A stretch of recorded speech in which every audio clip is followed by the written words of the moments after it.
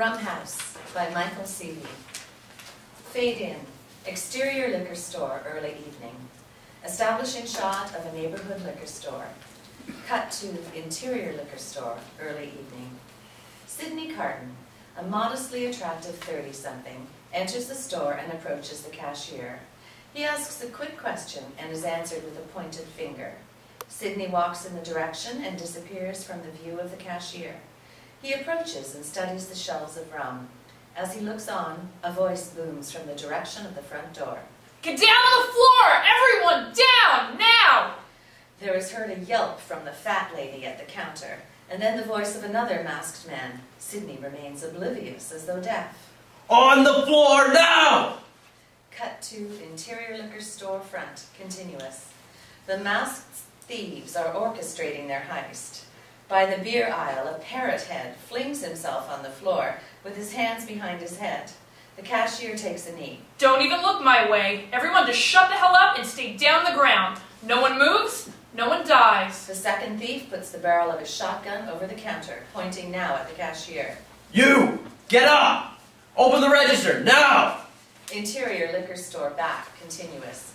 Sidney finds his bottle of Old New Orleans and begins his walk back to the cashier. He comes into view of the robbery in progress. What the? Where the fuck do you think you're going? Get down on the goddamn floor! Now! Sidney continues his approach to the counter. The cashier looks on in disbelief. The other patrons remain prostrate, nervous. Motherfucker! Are you fucking kidding me? Get the fuck down! The second thief trains the weapon on Sidney as he arrives at the counter. He is almost convulsing with frustration. You death wish having son of a bitch! I'm gonna blast your fucking head clear off your goddamn shoulders! Sidney lays down a $20 bill, ignoring the thieves entirely. Long day, huh? Yeah. Sidney then looks to the second thief, who has the barrel of the gun directly to his head. What follows is a very daunting silence. The disbelieving thieves are now both shaking, clearly on the verge of some desperate act. Cut to exterior liquor store, continuous. Sidney leaves the store with his bottle of Old New Orleans in hand. People just don't mean what they say anymore. Fade out. Exterior, Sidney's house, continuing. Establishing shot of a simple, one-story red brick home. Sidney is approaching the front door with bottle in hand and stops to collect the mail. Voiceover. You might call it a death wish. I might agree, except for the fact that I don't have so much energy as all that. He pulls out a number of circulars and one large brown envelope. Sidney is at first surprised to see the envelope. His surprise then fades to acceptance. To go about wishing for something so mundane as death. Cut to interior, Sidney's front room, moments later. Sidney is at his dinner table. He examines the brown envelope, notes the stamp, "Return to sender." Beneath it, and next to the addressee, Julie Thomas, is scribbled by hand, no longer at this address. I suppose I would call it a greatly diminished life wish. Sidney places the letter onto the dinner table and steps away. He then turns around to look at it once more. Cut to exterior, Sidney's backyard, evening. Establishing shot of a small tropical paradise, a sort of sanctuary. Palms and roses, a small in-ground pool, a lazy dog stretched out nearby, the bistro chair and table setting with an uncorked bottle of Old New Orleans rum and a half-empty glass. It is here we find Sidney in thought. Still, there is a particular ease to it all, to the quiet end of this greatly diminished life, a liberating sort of bliss, like it was in the beginning, I suppose, like it was when the world came to me, perhaps as it first came to you at such a sleepy pace. Sidney tops off his drink and then pours a one count onto the ground at his feet. The dog steps up to the puddle of rum and takes a drink. That disjointed years-long stretch we think to call innocence, the wonder years of our youth, when life was so chock full of its panicky little charms, when beautiful meant kind, when love meant, well, love. Sidney reaches for an old straw hat on the table and puts it on. The dog looks on. It's that intractable second act that mucks it all up, that wayward space in the middle when all the gears of life are spinning hard and the whole of the world is tossing wrenches.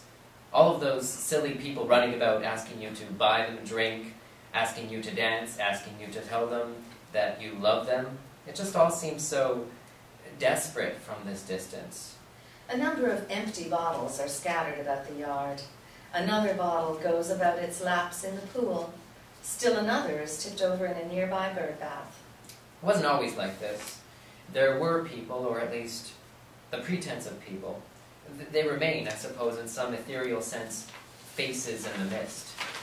Dissolve to exterior, Sydney's backyard. Flashback, night. A small crowd is among the palms, laughing, dancing around the pool. Tiki torches are blazing, music is playing. People are hugging Sydney. Some with phones are taking pictures. A ghost in the palms. Julie, a petite woman of 40, walks between two palms, smiling. Julie, smiling as though it was what she was born to do, and only here among the fronds. Julie steps to the pool and mingles happily with the others. She turns about and looks sweetly to Sydney. I remember so clearly this music, this song of laughter, weighted somewhere in the mix, a thing so rich and thick you could reach up and just snap it from the air. Dissolve to exterior, Sydney's backyard, present, evening. Comparatively, the yard is now eerily quiet. Sydney stands at the head of the pool, lost in thought. It's a hell of a thing to miss, a thing like that. And it all zips about my head like some bloodthirsty bug that, for all the world before it, can only find me to torment. And so I can't help myself. I can't help but swat away at those suddenly remembered days and nights and weeks and months and wonder. And what I wonder is this. Where does time go when you're a wee? Why won't it go now that I'm not? The dog comes to his feet, clamoring for attention. Sydney eases a hand to her and gives her a pat. As Al Camus once said, a newly dead man, and the show begins at last. Sydney? Sydney looks to the camera, as though he has just heard the call of his name. It is the same face that he offered to the gunman, broken, indifferent. Dissolve to interior, Dr. Frank's waiting room, noon. The background of Sydney's yard dissolves to a doctor's office. Sydney sits before a table of dated magazines. Cut to interior, Dr. Frank's waiting room, continuous. An overly happy secretary puts her head through a sliding glass window. Sydney? Dr. Frank is ready for you. Sydney stares blankly in return. Ready for me. Such an unfeeling string of words. Cut to interior, Dr. Frank's office, continuing. Dr. Frank is a very unfit man of 50. The two make some quick, polite exchanges. Dr. Frank reaches for a pad of paper and a pen. So, Sydney, how are you doing? All is well? Is it? Well, that's good to hear. And how's the drinking? It's fantastic. Dr. Frank frowns on the sarcasm, makes a quick note. I take that to mean that you haven't contacted Jim at AA. No, I have not. And why is that? I liken the idea to diving ass first into an unending volcanic river of rusty razor wire. Also, I'm not an alcoholic. Another frown as Dr. Frank jots down another note. Spoken like a true alcoholic. And the job hunt? Sydney looks away, displeased. Exhausting. Dr. Frank comments as he writes. Still not working. Don't you think it's time to really put some effort into this? You know precisely why I'm here, so why do you ask a question like that? Because it's my job to ask questions like that. Sydney says nothing to this. Dr. Frank sighs, lowers his pad and pen. Have you at least left your home? Have you gone anywhere this week? You mean other than coming here? Yes, Sydney, other than here. Point being... The point being that no man is an island. We are social animals, Sid. It would do you some serious good to get out, to interact. Good for who? Well, you, of course. Sydney is suddenly fidgety. Yes. Well, yeah, I did go out. I went to the George and Vulture. Very good. Of course. course, I don't condone drinking and driving, or drinking in general, especially in your case, but, well, this is a good step. Did you meet anyone? Talk to anyone? Quick cut to interior, the George and Vulture piano bar. Flashback, early evening. A slow motion capture of Miranda, of her eyes, of her smile, a woman of a simple but genuine warmth and beauty. Quick cut to interior, Dr. Frank's office, continuing. No, nothing to report. Sydney and Dr. Frank share a lengthy glance. Dr. Frank wins out. Okay, so, well, let's say I did meet someone. Let's say a woman. What then? Well, Sid, I think you're old enough to know how it goes from there. That is not what I'm talking about. Yes, I know, Sid. But you need to put yourself out there. You have this tendency to let your spirit atrophy. Don't let some misunderstanding from your past be a barrier to your future. Sydney takes in the office decor, the framed degrees and the cluttered desk. It's not just some misunderstanding. There's a very certain stigma that comes along with this sort of thing. I understand it fine. No, you don't. You're not within 1,000 miles of understanding this thing. Dr. Frank offers a sympathetic glance. Look, I've said it before, and I will say it again. Do not let this thing define you. 100,000 miles. You are not that guy, Sid. It doesn't matter if I am or not. It matters a great deal. Why would you even say that? Because it doesn't matter. Dr. Frank lowers his head for a moment, and then tries again. Sid, I'm trying to help you. Agreed. So, why must you be so litigious? Sydney smiles. Well, it's my job to be litigious. Dr. Frank leans back, displeased. Sid, don't throw my words back at me like... Litigious? Really? You toss out a verbal hand grenade like litigious and you expect me to just fall on it? All I'm trying to say is that for once in your life, you should stop forsaking yourself to the presumptions of others. Stop saying it doesn't matter when you know deep down in your heart that it matters above all else. All right. So it matters. So I'm not that guy, but who cares? It won't change anything. Meeting someone, it won't change anything. Dr. Frank writes on his pad, then looks up. Sid, trust me. No one cares as much about this as you. You're far more fixated on your past than anyone else will ever be. I would hardly call it a fixation. Well, I'm dying to know, Sid. What would you call it? Well, I don't mean to be litigious and all, but I call it the rest of my life. Dr. Frank puts down his pen, affected by this choice of words. Voiceover. But I did meet someone that night. Someone wonderful. Dissolve to exterior, the George and Vulture. Flashback, early evening. Establishing shot of an upscale venue with valet parking. Cut to interior, the George and Vulture. Continuous. Sydney sits quietly at the end of the bar. Bree, an attractive and smartly dressed bartender in her mid-20s, serves him his glass of wine. Voiceover. Not her, although Bree is exceptional. Sydney looks around the U-shaped piano bar. Across from him, an attractive woman sits with a group of friends. She looks right at him, smiling. That's your move, cowboy. Sydney does nothing. He sips from his glass, looks back to the woman, and then to Bree, and then again to his rum. So kind of you to think that I might even have a move. Well, you better think one up. I think I'll stick to my usual MO. Which is? Say nothing, do nothing. Genius. The woman grabs her drink and walks toward him. Fuck. Bree smiles and steps away. The woman approaches and takes the empty bar stool next to Sydney. After an awkward pause, she introduces herself. Voiceover. In sync with her lips. Miranda. A quick montage as the piano music plays. Sid lightens up as their dialogue continues. Miranda laughs and flirts and draws him in. Miranda leans in a little closer. Voiceover in sync with her lips. So what do you do? Sydney's grip on his glass of rum tightens. He says nothing. Miranda, though, is quick to pick up the conversation. She places her hand on his.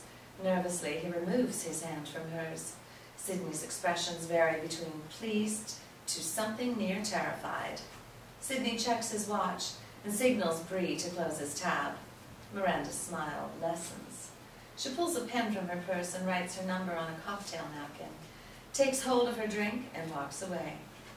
Bree approaches with his credit card and receipt. She likes you.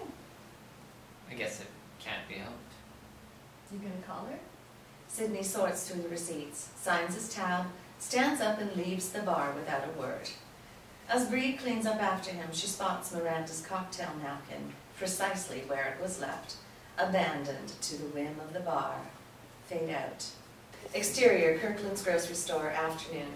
Establishing shot of a neighborhood grocery store. Cut to interior grocery store, continuous.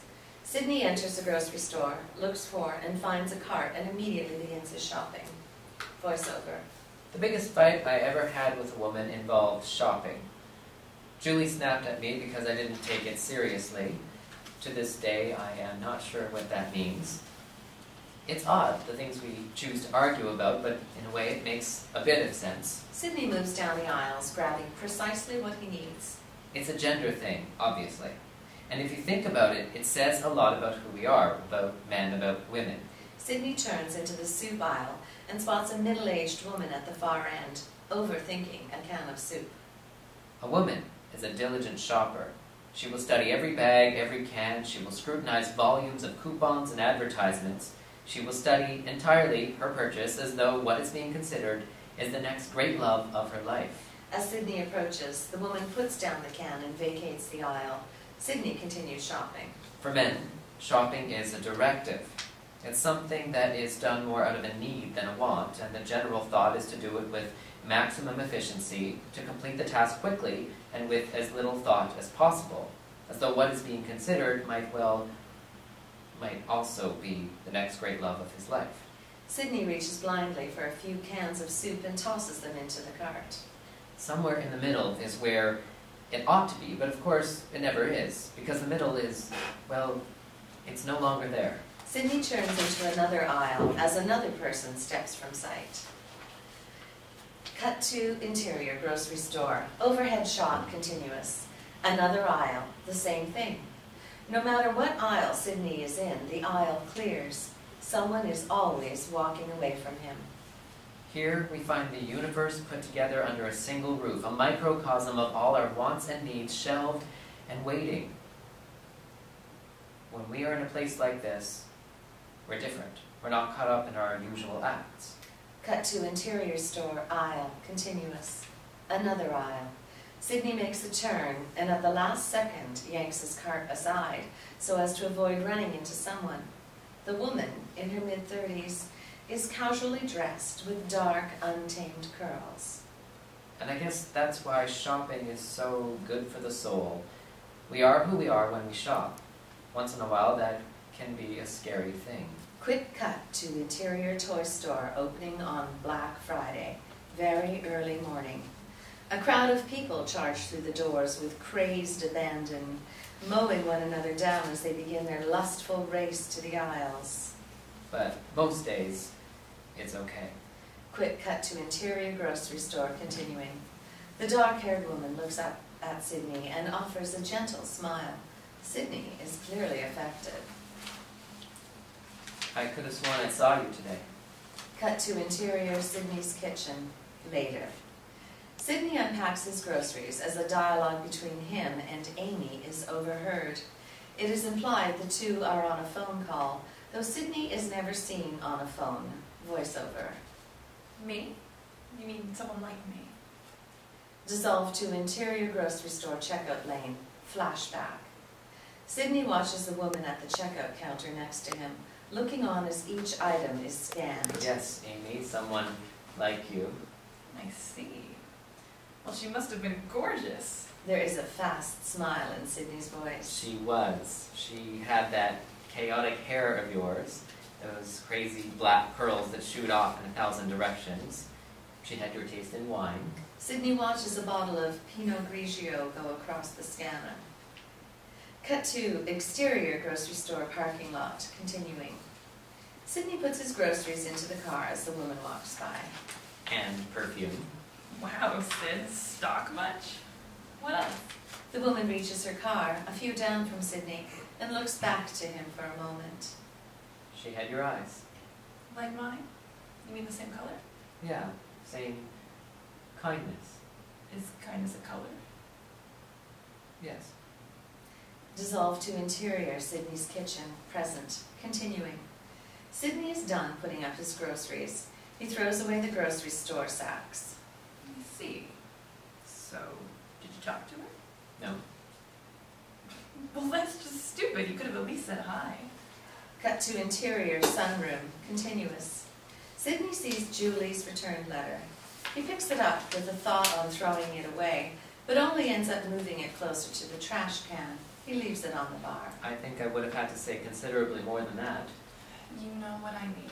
Sydney looks to the backyard. The dog is on the other side of the window looking in, tail wagging. There is an awkward lull in the conversation. Okay, look, I miss you too. We just have this distance between us. We'll adapt. We always did. You always did. Sid, seriously, if you don't go out and get laid, I'll come back there and kill you myself. Okay, that's just a weird thing to say, and you know that's not what this is about. I know, but it's time for you to do some adapting yourself. Yeah, I tried that once. Quick cut to interior Sydney's sunroom flashback. A computer monitor's glow lights a darkened room. On screen we see the start of some sort of sexual chat. Sydney, in silhouette, stares blindly at a blinking cursor. Quick cut to interior Sydney's sunroom, present, continuing. Sydney is at the bar, pouring a drink. That wasn't your fault. It was sort of my fault. Stop it. We're not talking about that. Okay. Sydney hears a knock at the front door. Cut to exterior Sydney's house, continuous. A plainclothes police officer is at Sydney's front door. The only clue to his identity is the holstered 9mm on his hip. Sydney opens the door with drink in hand. A muted dialogue ensues between them. Look, just do something, okay? Next time we talk, you better have something fantastic to tell me. I might have to make it up. Jesus, Sid, just go somewhere. Do something. See someone. Seriously. You're starting to piss me off. I'm not really up for it. Go. Go to where we met. You used to love that place. The officer shakes Sydney's hand and leaves Sydney standing alone in his doorway. Fade out. Exterior, the Cub, early evening. Establishing shot of an unimpressive single-story structure. A number of patrons sit outside on the patio. Cut to exterior sign near doorway, continuous. A sign on the exterior wall reads, air conditioned since 1939. Voiceover. Air conditioned, also misspelled since 1939. Cut to interior Sydney's car, continuous. Sydney stares at the sign from the driver's seat. We met here on her birthday 10 years ago. Yeah, I guess I used to love this place. A lot of places, actually. Nearly everyone I've ever known I met in a place like this, including her. Thankfully, her. Cut to exterior, the Cub, continuing. Sydney stands hesitantly before the front door. The door to the Cub opens. A couple walks out, the girlfriend clearly inebriated. Sydney steps to the bar and pulls up a bar stool. Obviously, Amy was the exception to the rule. With a good deal of regularity, I met other people like Beth, something or other. Beth, 26, appears next to him now, suddenly an active part of his memory. She smiles as she takes a shot, chases it with a glass of wine. Did she even tell me her last name? She was a nurse. Funny the things you remember, and the things you don't. Beth turns to Sydney. My name was Beth. But you never told me your last name. As if you'd even remember that. But I do remember it was Beth who offered to show me her breasts. Not because I asked or even cared to see them. Well, I suppose it might be a lie to suggest that I didn't care, but the point is... Beth lifts her blouse, much to the amusement of herself and the patrons around her. There they were. And it wasn't even Mardi Gras. That's the funny thing about nudity these days. You don't even have to ask for it anymore, it's just there. Dissolve to exterior, Martini's bar, flashback, night. Establishing shot of Martini's, another neighborhood pub of no particular wonder. Cut to interior Martini's, continuous. Sydney sits with two female patrons at the end of the smoke-filled bar. A jukebox drums on. A slow night at Martini's took the whole thing to a whole new level. Here I met with two women. The younger, attractive woman and the older, fit woman are clearly drunk. The elder flirts with the bartender as she downs a tequila shot. The memory of the younger closes in on Sydney. You don't even remember my name, do you? What I remember is that you didn't tell me. The younger woman smiles, steps up onto the bar. The other climbs up and joins her. Voiceover. This was back in the day when the thought of two women stripping on the top of a bar was thought to be, to some degree, risque. The two women are now dancing very suggestively. Back in the day when the mere idea of a mother stripping her own daughter was considered quite a bit more than perverse. Come on, sweetie. Don't get all shy on us now. Sydney looks away, clearly uncomfortable, as the two women begin to undress one another. The bartender steps forward with an old VHS camera in hand. Holy crap, I can't believe this is happening to me. To you think this is happening to you. Voiceover. Before the days of instant messaging and texting and sexting, well, anything that involved the internet, or that damnable enter key and all the culture-changing ramifications that came along with it. Cut to exterior Martini's, continuing. Sydney walks out the front door, stops to consider what he just saw. What the fuck? Cut to exterior, the killer poodle, flashback, night. Establishing shot of yet another neighborhood pub, housed in a common building. Cut to interior, the killer poodle, continuous. Sydney sits at the end of the bar, chatting it up with Phoebe, an attractive server. Voiceover. I met Phoebe at the Killer Poodle, a bar every bit as unfortunate as its name. I bought her all the usual drinks, made her laugh all the usual laughs. She babbled on and on about how she was once in Playboy, some girls of college amateur thing. Phoebe enacts a quick pose of sorts, grabs her chest suggestively. She was a train wreck, but she was a beautiful train wreck. We stayed late, closed the place down. She asked me to drive her home.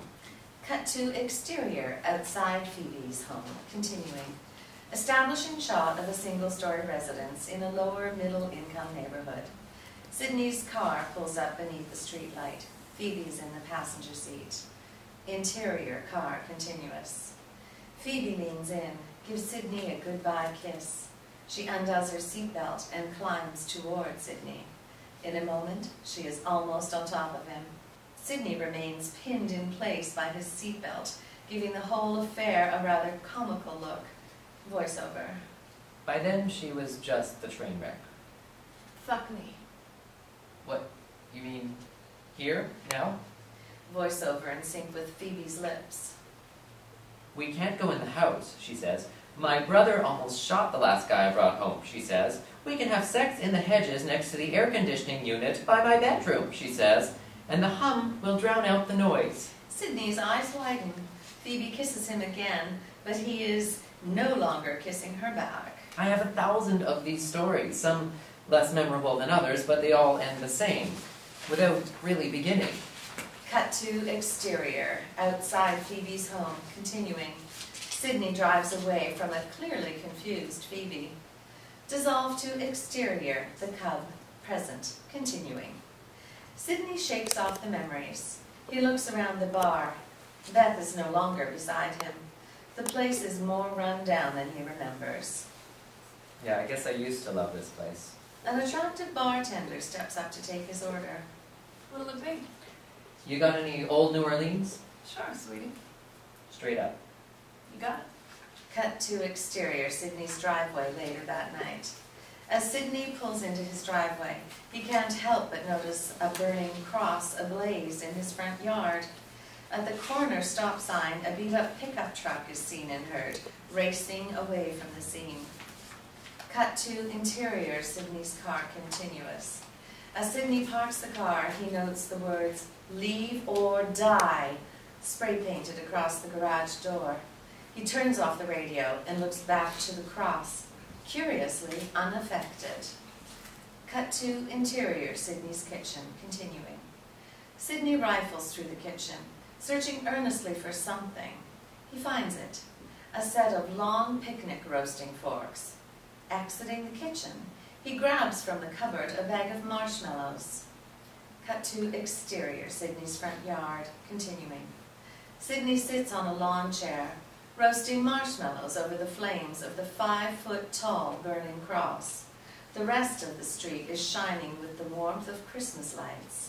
From the house next door, Therese, a young girl of about 14, steps from the shadows. Hi. Sydney offers no reply. Therese is wide-eyed, both amused by and afraid of the spectacle before her. Did you see who did it? Does it matter? She looks to the fire and then back to Sydney. No, I guess not. Are you afraid? Only when I can't laugh. Okay. So are you laughing now? Sydney looks briefly to the girl and then to the carport next door. The driveway is empty. The house is mostly dark. He turns back to his roast. In a moment, he realizes she is still staring. Teresa, is it? Therese. Where are your parents, Therese? It's their anniversary. They're out of town for the night. I see. Sydney pulls the fork from the fire and points it at Therese, allowing her the roasted marshmallow. She takes it and eats it and offers up a smile. Sydney, however, keeps his focus on the flames. Good night, Therese.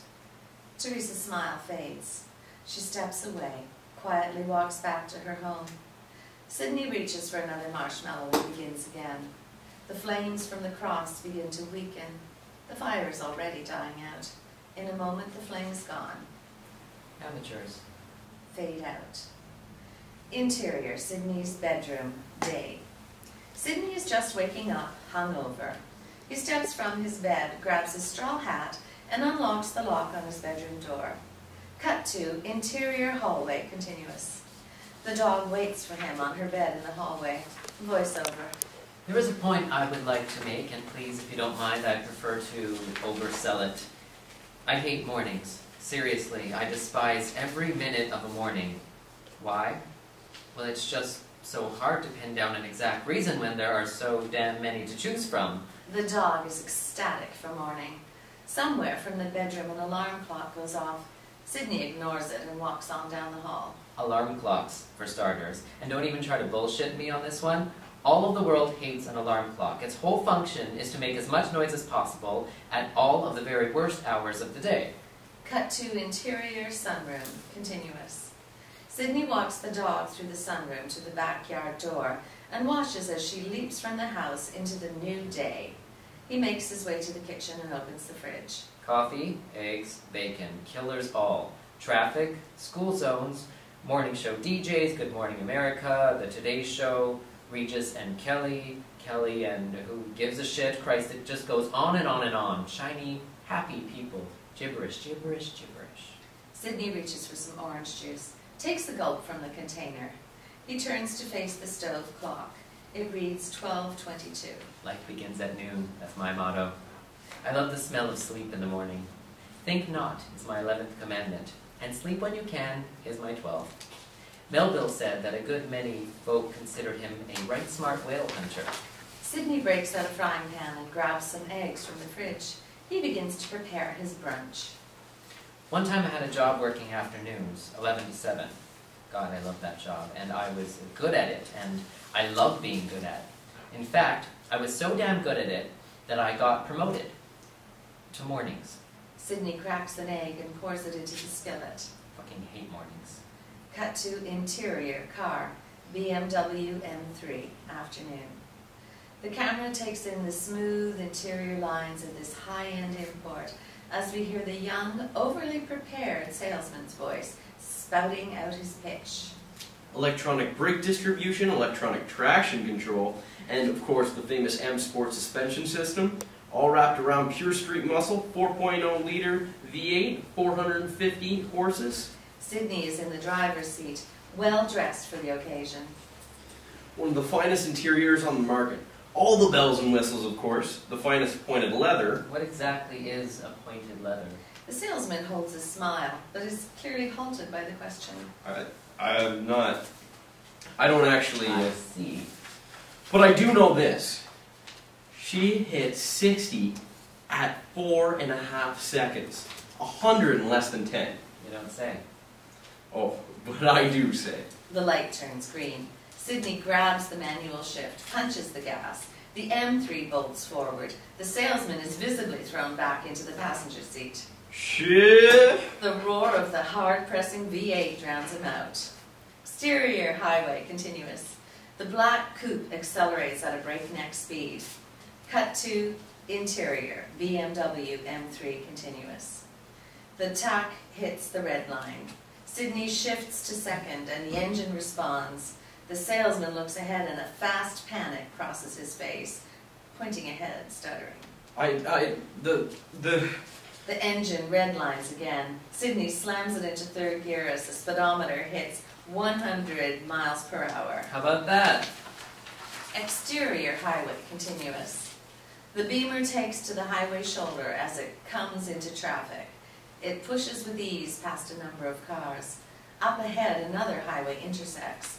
A number of cars idle at the red light. Cut to interior BMW continuous.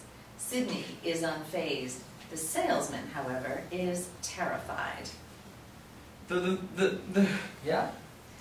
Cut to exterior highway continuous.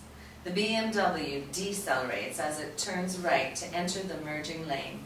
The car leans hard into the turn. Cut to interior BMW continuous. The salesman is nearing a breakdown. What? Cut to exterior highway merging lane continuous.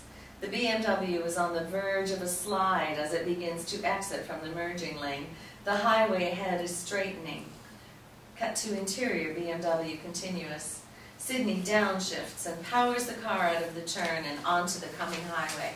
The BMW responds and again throws the stammering salesman back into his seat. Cut to exterior highway continuous. The BMW is racing now, zipping from lane to lane until it finds the shoulder once more. Up ahead, there is seen a break in the median, allowing for a U-turn. Cut to interior BMW continuous. Sydney's composure remains in direct contrast with the salesman.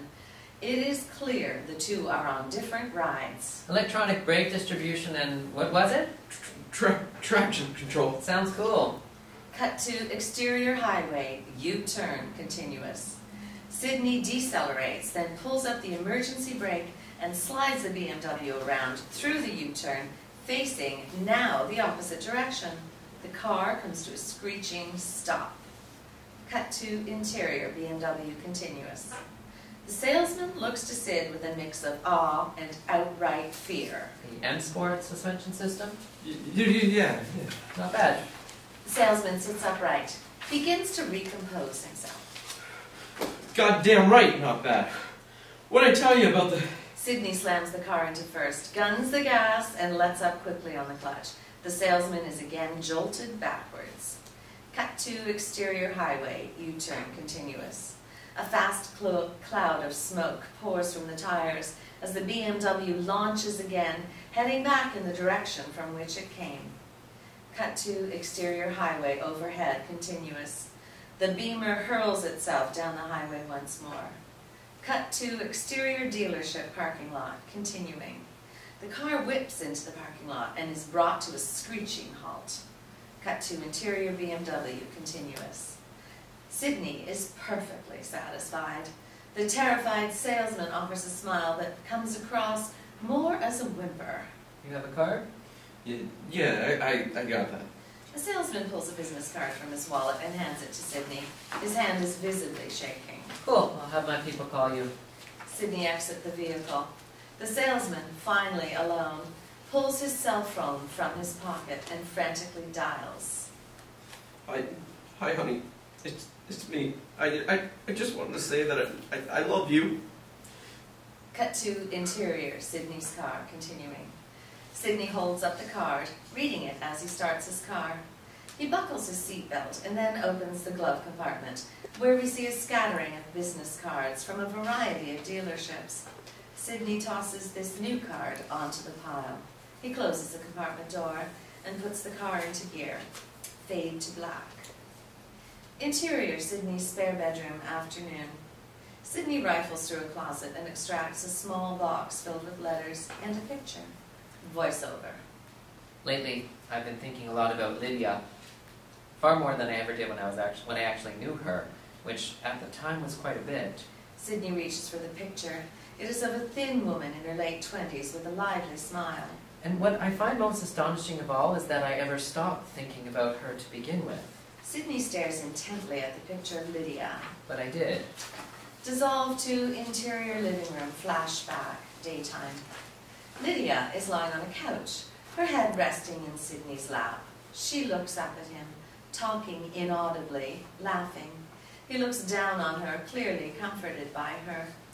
There were these lazy afternoons between us. I remember one so clearly more than the others. I was so in love with everything about that moment, with her. And out of the blue, I just asked, "Will you sleep with me?"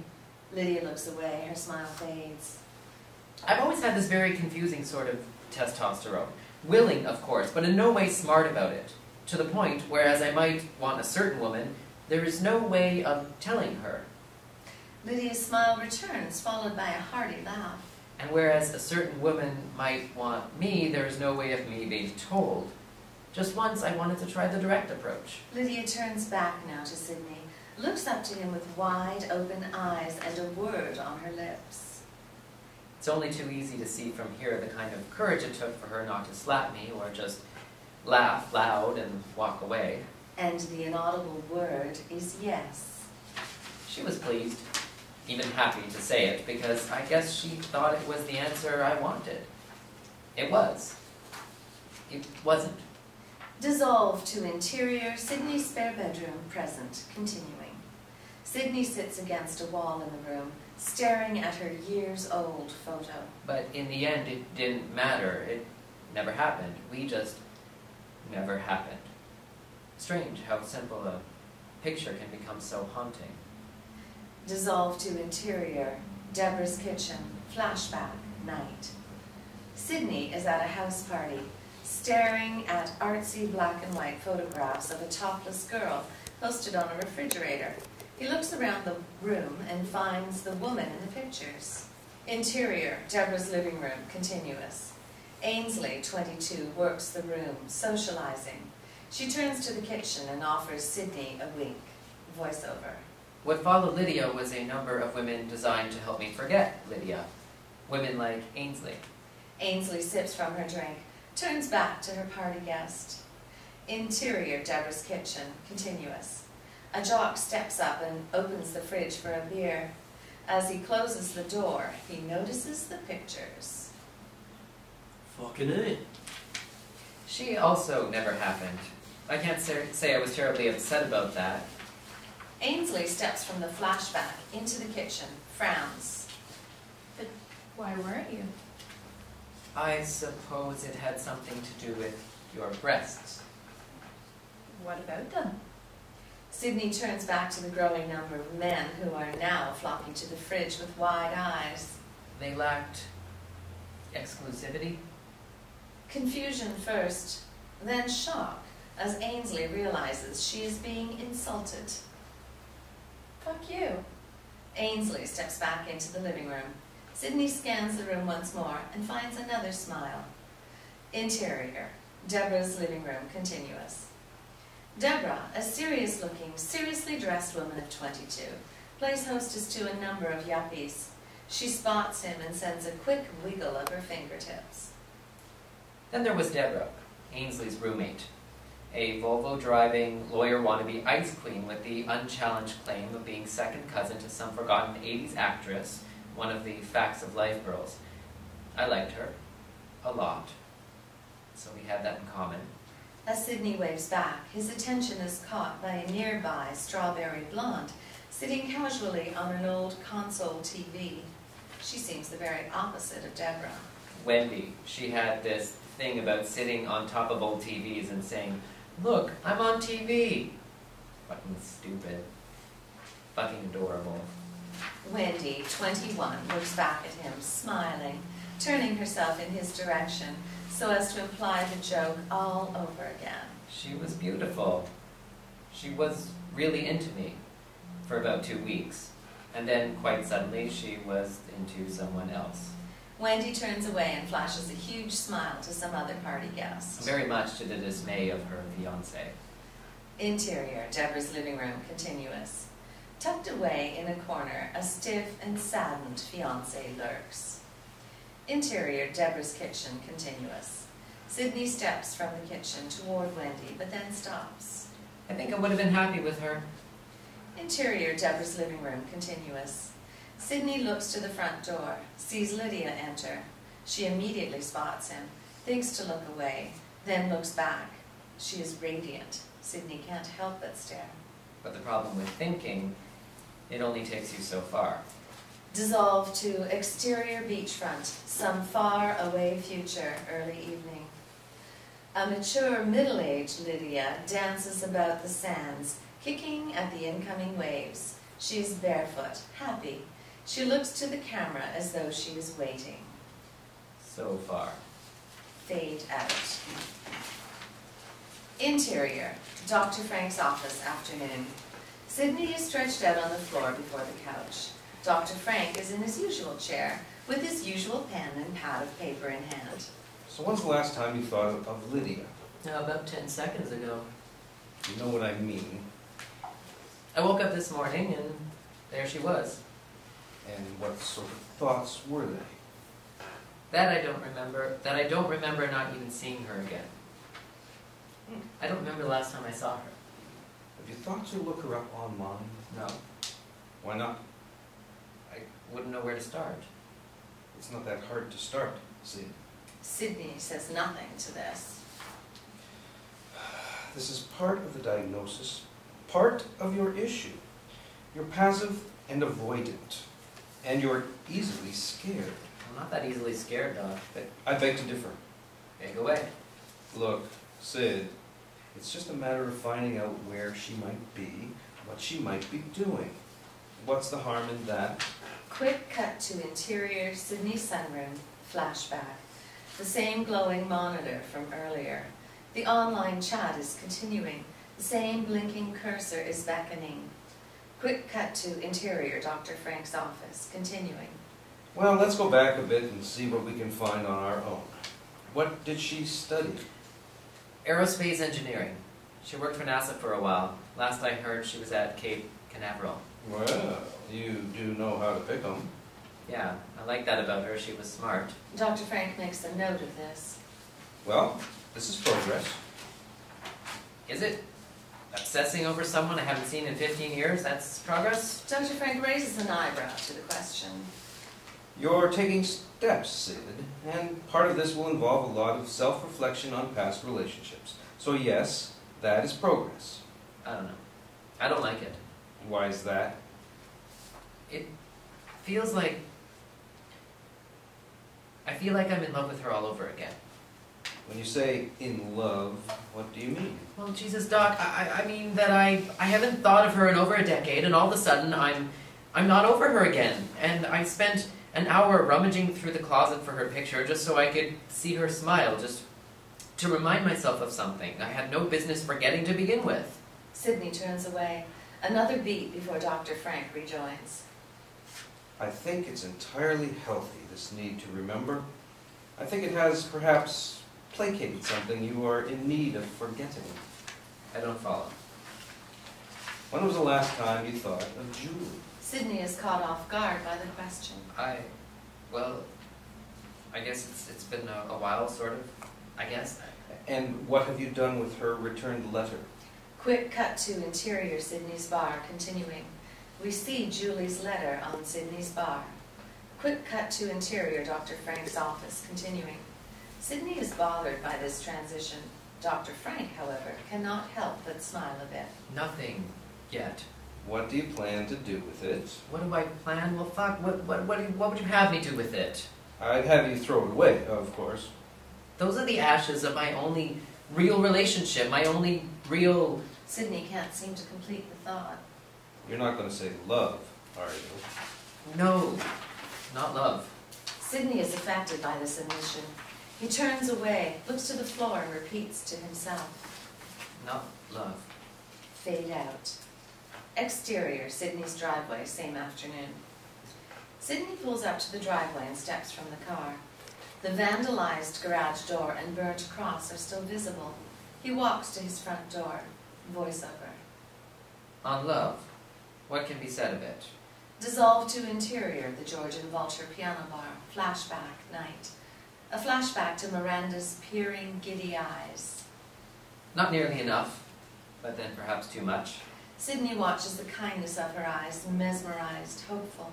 God knows every poet, philosopher, and pinhead on the planet has tried to bottle it, to define it, and still no one knows what to make of it all. It's just there, this thing, ridiculous in its habit, carnivorous in its appetite, everywhere at once, and then, quite suddenly, nowhere at all. Miranda's eyes lower, her image fades. Dissolved to interior, Sydney's front room, present, continuing. Sydney is on a couch, holding a book spread open against his chest. His eyes are closed. A nearby bookshelf is overrun with a number of books. Plato called it a madness, the greatest of heaven's blessings. Russell Baker agrees and disagrees. Love is a madness that masquerades under 100 rational disguises, which is akin to Bill Goldman's love is a many things, none of them logical. Dumas said, in love, it's every man for himself. Capote advised us, never love a wild thing. Cut to, Sydney stands before his oil portrait of Audrey Hepburn, gawking. As if. Pat Benatar calls it a battlefield. Neil Diamond reminds us that love is on the rocks, ain't no big surprise. Def Leppard, Love Bites, and 100 other rock star variations. My favorite, though, comes from the Mississippi mud of Big Bad Bill Faulkner. Cut to, back to Sydney on the couch. The book he has pressed against him is William Faulkner's The Sound and the Fury. Love is a bond purchased without design, and which matures willy-nilly, and is recalled without warning to be replaced by whatever issues the gods happen to be floating at the time. Well, it won't fit on any bumper sticker I know of, but Jesus, what a thing to say. Cut to exterior Sydney's backyard, early evening. Sydney sits in his yard wearing his straw hat, reaching for his old New Orleans, topping off his drink. The dog is happily at his feet. Jennifer was the last woman to say she loved me. It was a Sunday afternoon 10 years ago, almost to the date. I was floating in the pool when the phone rang. From where he sits, Sydney hears the phone ringing. He looks to the pool and he sees his past self reaching for the phone from the raft. She went on and on about her morning. Out of bed at 5, in church at 10, playing golf with her mom, and so on, and then quite sweetly, she said it. Cut to a woman speaks into a phone. We see only her lips, moving quickly at first, and then slowing as she mouths the words, I love you. Right out of the blue. Which was weird. And then she cried, which was also weird. And then she apologized and hung up, which brought her weirdness to daring new heights. That was the last time I heard from her. Tears streak across her cheek. Her head lowers, and then her image fades. Cut to interior Sydney's sunroom later. Sydney is at his computer, clicking through files, looking for something. It should be noted that Jennifer and I never actually met. I don't even know if that was her real name. Believe me, I've wondered about that, whether or not the last woman who said she loved me was really an Erica or a Monica. On Sydney's computer monitor, we see a picture of an attractive, short-haired blonde walking a runway. As it was explained to me in an assortment of emails, Jennifer was a runway model. In proof of this, she emailed me pictures of a runway model, presumably her. Obviously, I had my doubts, but what could I do? I wanted to believe it. I wanted to care, because caring for a runway model is something you instinctively want to do. Sydney is mesmerized by the pictures. It's no easy thing to forget a girl you never met, to fall out of love with some internet ghost. Sydney steps away from the computer and to the nearby bar and pours himself a glass of rum. He looks back to the computer desk. But that's what internet love is. Ghostly. Scary. Sydney steps back to the computer desk, sits down and begins typing, actively chatting with someone. Dee Dee. Unlike Jennifer, I actually met Dee Dee. After a week or so of some online flirtations, as encouragement, she told me she looked just like Sandra Bullock. Cut to exterior, Bear's restaurant, next day. Establishing shot of a local eatery. Interior, Bear's restaurant, continuous. Across from the table, we see the face of Dee Dee, a relatively unattractive brunette, coming into focus. Which she most certainly did not. Sydney and a very non-Sandra Bullock-looking woman are at a table ordering a casual lunch, talking with one another. Wanting to keep things casual, we met for lunch. By the time the appetizers were done, there was mention of a husband, and then talk of some considerable dislike for her husband, and then before I even had the chance to regret paying for the meal, she was good enough to invite herself back to my place for dessert. Sydney tries to hold on to something like a smile, but is starting to fail. Exterior, Bear's restaurant parking lot, continuing. Sydney leaves the restaurant alone, walking at a very fast clip. Cut to interior, the Georgian Vulture, evening. Sydney sits at the bar with Melissa, a petite woman of 29. She's slowly nursing a draft beer. Melissa told me that she looked like Meg Ryan. Melissa is an impressively attractive woman with very Meg Ryan-like qualities. Which she most certainly did, and which fascinated the hell out of me. She was fresh from a divorce and decidedly in want of a new friend in life. Cut to exterior, Sydney's backyard, later that evening. Sydney and Melissa are in the pool, flirting. She is wearing a borrowed t-shirt and shorts. They begin to kiss, and in a moment, Melissa removes the shirt. Friend. Melissa, now topless, laughs and circles Sydney. He is uncomfortable at first, but then concedes, and in a moment, they are kissing once again. So strange, the word these days. Interior, Sydney's bedroom, next morning. Sydney and Melissa are in bed, wrapped up in one another. Sydney is fast asleep. Melissa steps clumsily from the bed in an attempt not to wake him. So tiring. Interior, Sydney's bedroom, continuing. Sydney awakes to the sound of Melissa's car door closing. With the blanket wrapped around him, he steps from the bedroom, walks on down the hall. Interior, Sydney's sunroom, continuous. Sydney walks across the sunroom toward the door to the backyard. He opens it. Exterior, Sydney's backyard, continuous. Sydney steps outside, looks up and sees his present self sitting alone, wearing his straw hat, reaching for his old New Orleans rum, topping off his drink. The dog is happily at his feet. So lonesome. Fade out. Interior, Dr. Frank's office, daytime. Dr. Frank sits opposite his usual spot so as to talk to Sydney, who is now seated on the floor, leaning up against the doctor's desk. But Amy was your friend. You weren't lonesome around her. No. Dr. Frank is quite pleased with this segue. Are you two still talking? Well, yeah. I see. And what about? Usual things, I guess. Do you remember your last conversation? She was upset. This notion intrigues Dr. Frank. Why was that? She said she wants me to get out more, to meet someone new or something. She sounds like a clever girl. Sydney is pleased with his compliment. She is. Dr. Frank appears hesitant to say what he says next. Well, if you won't listen to me, perhaps you should listen to her. Perhaps. Fade out. Interior, Sydney's kitchen, afternoon. A phone book lies on the counter before Sydney, unopened. He is deep in thought. Voiceover. Perhaps. Cut to exterior, Sydney's backyard, continuing. Sydney is in his usual chair, wearing his usual hat. He is making a phone call. In a moment, a woman answers over the phone. Heather's escort services. Yes, I don't know who to ask for. Is Heather there? First-time caller. Long-time listener? I get that. Cute. Okay, Mr. First-time caller. Hold the phone a sec while I bring up my screen. Sydney raises an eyebrow to this. Okay, so you are in need of A beat as Sydney realizes what she is asking. A date. Of course. And what sort of date are we talking about? Formal, casual, location? Companionship sort of thing. Casual. My home. Okay then. Casual, private setting, preferences. Let's start with sex. Are you asking me if I prefer sex? A male, female, transgender? A pause as Sydney is caught off guard by the question. Undecided on the issue? No, I just wasn't expecting this to be so, a female. Any preferences for height, skin color, hair color? Black.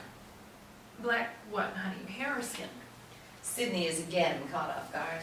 The questioning is clearly making him uncomfortable. Hair, white girl, I guess. If that's okay. Of course. Everyone loves a white girl. An awkward, lengthy pause. You know, I'm just gonna go ahead and ask you this. You're not a cop, are you? What? What? Are you now, or have you ever been a member of any local, state, or federal law enforcement agency? No. A brief silence follows before the woman speaks again. Well, you sure sound like a cop. Or a serial killer. No, not a cop. Believe me, I just want a date. The madam picks up where she left off, seemingly satisfied with this. Height, short, tall? I don't know. Short, I guess. Some guys like the long legs, but we have short. You don't mean like midget? No, I don't mean like midget. I mean, not too short. But of course, age? It's just that I would like her to look like someone, if that's possible. Well, I'm sure it's possible. Age? Another pause as Sydney squirms. Now, I have two girls, both 18. One is dark-haired but a bit tall. Do you have someone a bit older? Older? What's your oldest? I see. Well, my oldest girl is 38, but she's, well, only a girl upon request, if you get my drift. Another pause. Uh-huh. Raquel is 32, but that girl is definitely not white. After that, it depends on who's available. Okay, sure. I guess that's okay. So I have you down for a white female, short but not too short, black hair, oldest pending availability. Cut to interior, Sydney's front room, early evening. Sydney walks across the room to answer the door as the phone call from earlier in the day plays on. Voiceover. That sounds about right. Okay then, I think I have just the girl. There's a 2-hour minimum. That's fine. Alrighty then. All we need now is a time and place and a method of payment. Mr. Sydney opens the door and finds Lola, 25. Harold Kumar? Lola is short, petite. She has the overall look of a very spirited woman. Sydney is discomfited. Yeah, yes, that's me. Funny. You don't look like a Harold. Yeah, well, I'm not really that. No. Harold Kumar it is, I get it. I'm Lola. Also not really. I'll be your date for the evening. Well, at least for the next 2 hours. Lola offers her hand. Sydney hesitates, then accepts. You're exactly on time. Well, I am bought and paid for. It's the least I could do. Lola makes her way into the house, takes note of Sydney's appearance. You're a handsome enough fellow. Married? Jesus, no. Seriously? Girlfriend? No? Lola's smile eases into something more genuine. It's pretty common, actually. Married men make up like 80% of our clientele. You're the oddball from where I'm standing. So what gives? You mean, why? Sydney gestures to Lola, who then gestures to herself. Yeah. Why? Well, I don't know offhand, but I'm sure my therapist will have an opinion. Lola is amused by this. Sydney relaxes.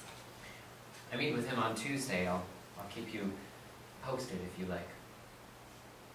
Please do. Lola sees a small bowl of gummy bears in the center of the dining room table. They appear wet, as though they have been soaking in something.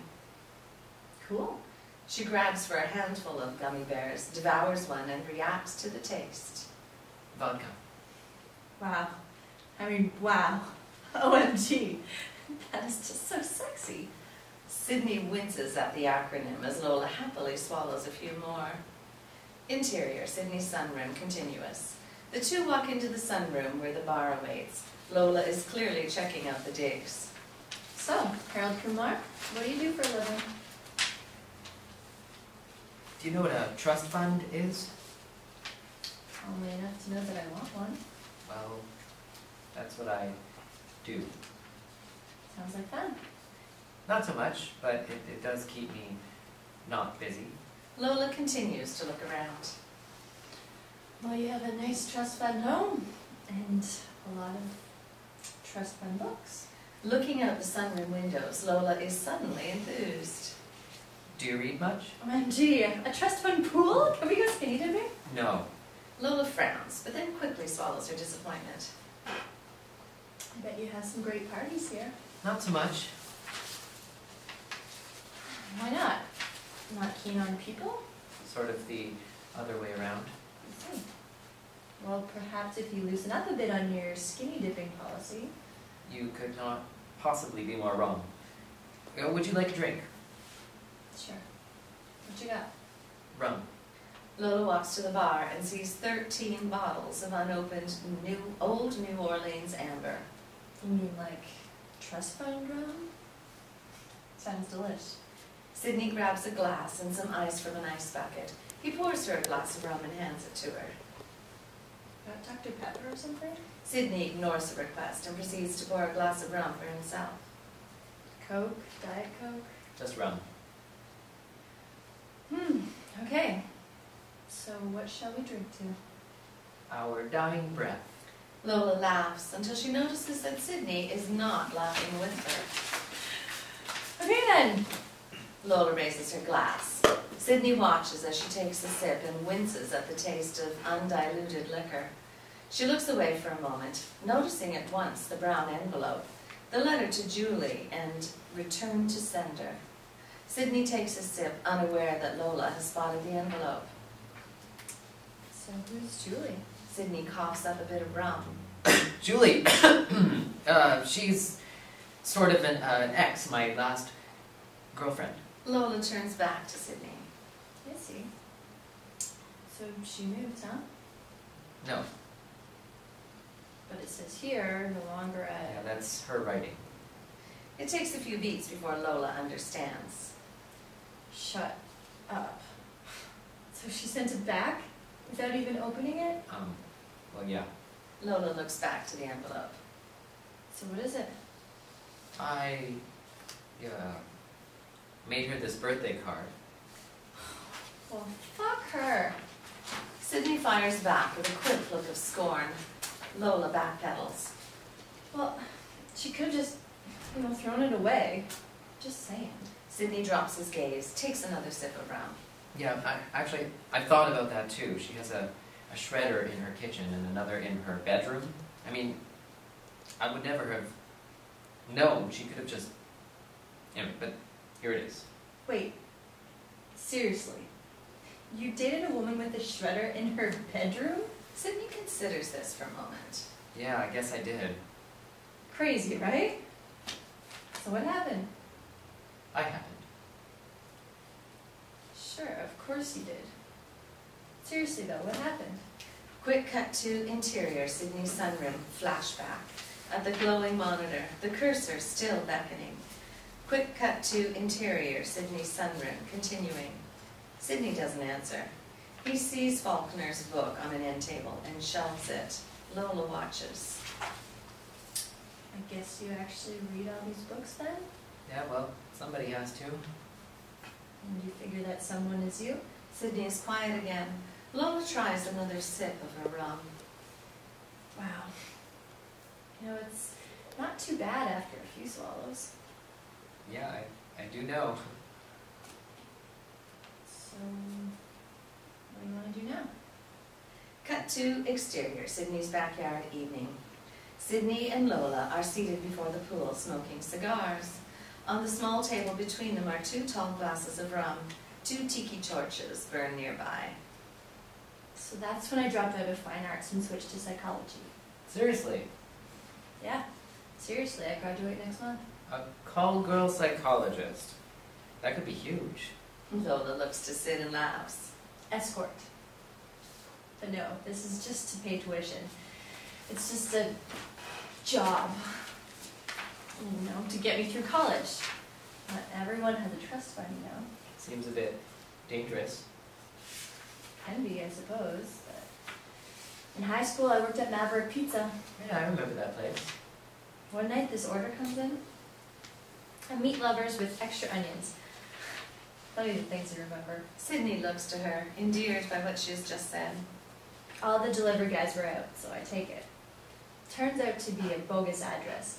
Couple of guys stepped out of this alley, robbed me, and then for good measure, they raped me.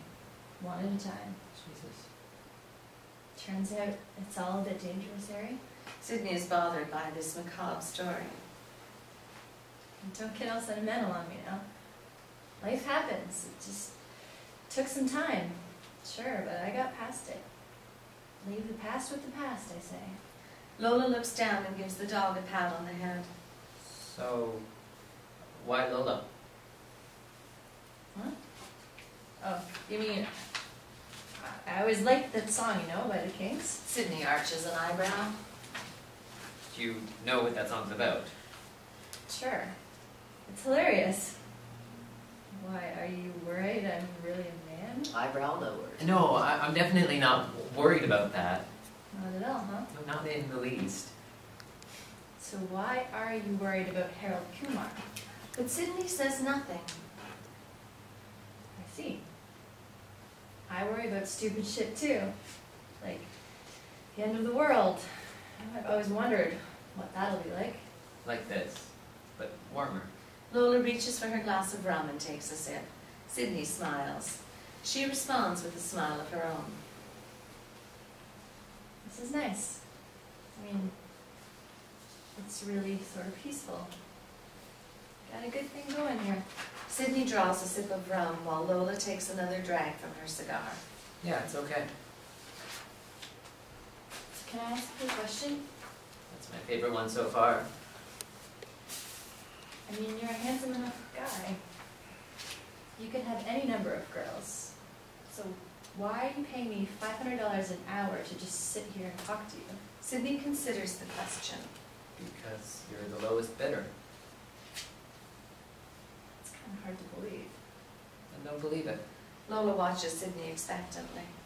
You know, I'd say you're one of those glasses half empty kind of guys.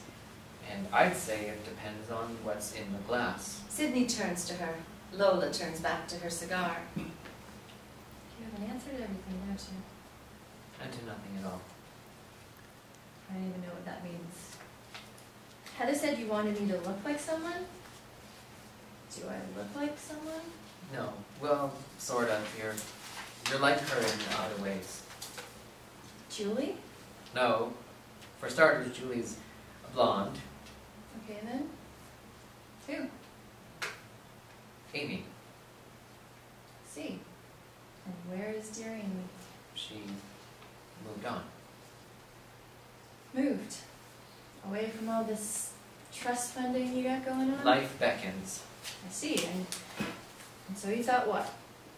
Well, I guess I just wanted to see her again. Well, what's to stop you? Why don't you just go and see her? Sydney is struck by the thought. Perhaps. Do you still love her? We weren't exact. We're just friends. Huh. Sydney looks at his glass. I need more rum. Half empty. I was right. Sydney puts down his cigar and heads back to the sunroom. Lola turns and calls after him. Wait. In what way do I look like her? Sydney considers his answer. You sound like her. Sound? You asked. Lola watches as Sydney resumes his walk to the sunroom. I think it's sweet, Harold Kumar. I think you're sweet. Sydney stops at the back door and turns to face her. You're drunk. Lola gives her best funny girl face. Absolutely. My 2 hours are nearly up. Are you sure there isn't something else you would rather do, you know? For 500 an hour? No, you can go when you want. I guess that's all. Lola's smile erupts. All things considered, it's a lot less dangerous here. I think I'd rather stay. It's not that big a trust fund, Lola. It doesn't have to be. I'm my own girl after work, and in 15 minutes, my name is Brandy. Cut to interior sunroom, midnight. Sydney is helping Lola walk. He leads her to the hallway. Lola's speech is slurred throughout. Will you respect me in the morning? What's not to respect? Interior, Sydney's hallway, continuous. You're nice. Sometimes I don't like my life. My job, I mean. But tonight, I like it. I mean, if you were an older man and if I wasn't a call girl. Escort. Lola laughs at the correction. You're nice. Did I say that already? Yeah, you did. You see the good in people. I know you don't think you do, or maybe you don't want to, but you see the good. Yes, oh, yes, I see the good. Okay, here we are. Interior, Sydney's spare bedroom, continuous. Sydney walks Lola to the bed, drops her onto it. Lola laughs as Sydney removes her shoes. You don't sleep here? Only you. Only me? Lola pulls herself under the covers. Sydney leans down and helps to tuck her in. Tell me a bedtime story, Harold Kumar. I don't do bedtime stories. Bedtime story? Be a good girl and pass out. I don't want to pass out. I'm having fun. It's nice being here with you. You're drunk. Yes. Yes, I am. And whose fault is that? Who drinks rum without coke? That's just fucked up. Sydney doesn't answer. Lola undoes some of the covers so as to make more work for him. So why didn't you ever get married? No one ever asked me. I see. Well, you should at least have a girlfriend. Or a boyfriend, if that's more your thing. That is not more my thing. That's not anywhere near my thing. Well, I just had to make sure. A girlfriend then. You're a handsome guy, and you're nice. You have a nice home. And a fuss trend. I mean, a woman would be pretty lucky to fall into your hands. Not so much. Sydney stands to leave. Quit being such a native Ned. Come on. Don't you get lonely? Sydney pauses. Yeah, Yeah. I guess. You guess? Good night, Lola. Brandy. Okay, Brandy. You sure you don't want to stay? Sydney reaches for the light switch. Wait. Can I... Will you at least tell me your name? Your real name? Sydney. Wait. What? It's just that I'm curious. Yeah, we've established that. What do you look for in a woman? A beat as Sydney considers the question. Hope. Lola is quieted. Sydney turns off the light. Will you do me a favor? Sure, anything. Don't wake me when you leave. Sydney closes the door behind him. Sydney. Cut to exterior, Sydney's backyard just after midnight. Sydney is at his bistro table, sipping now from the bottle. His shirt is untucked. He is curious by the continued presence of Lola. Interior, Sydney's front room, half an hour later. Sydney stumbles into the room. He peers out the front window and sees that Lola's car is still parked on the street. Interior, Sydney's guest bedroom. Brandy is asleep to one side of the bed. Sydney is now in the room with her. He sits to the far side, with her back to him. His head is lowered, in his hands. He whispers so as not to wake her. A bedtime story. Well, let's try this one. Sydney lifts his head and looks to the window. I killed a woman once. I guess I didn't actually kill her, but the simple fact is, had we never met, she would be alive today, so where do I go with that? Brandy's eyes are now open, but she is too afraid to move. We met at this bar during one of those all-you-can-drink buffets. She was pretty hard to miss. Dissolve to interior, bar room, flashback, late night. Laney, 22, sits atop the bar, looking down on Sydney, who is seated before her. Voiceover. Sitting on the bar like some songstress perched on her piano. God, she just reeked of danger. The bar closed. I walked her to her car. She kissed me. Exterior, bar parking lot. Continuing. Sydney and Laney stand before her car. She leans in and kisses Sydney hungrily. It's such a strange thing to remember, her kiss. She had this sort of passion, you know, but there was nothing to it. It was just so ordinary, so pointless, and yet so driven. The two are making out aggressively, almost comically. She called me the next day, wanted to come over for a movie or something, and so I thought to surprise her with a dinner, but she didn't come alone. Cut to interior, Sydney's home from years ago. Flashback, night. Sydney is preparing a meal. There is a knock at the door. Sydney answers, and in walks Laney and Meredith, a lively woman of 20. Meredith was spunky and loud and Meredith introduces herself. She is very drunk. Interior, Sydney's old home, living room, flashback, an hour later. Sydney and Laney are on a couch in a dimly lit room watching a movie. Meredith sits nearby with a beer in hand, struggling to maintain consciousness. And then Meredith passes out in her chair, drops the can.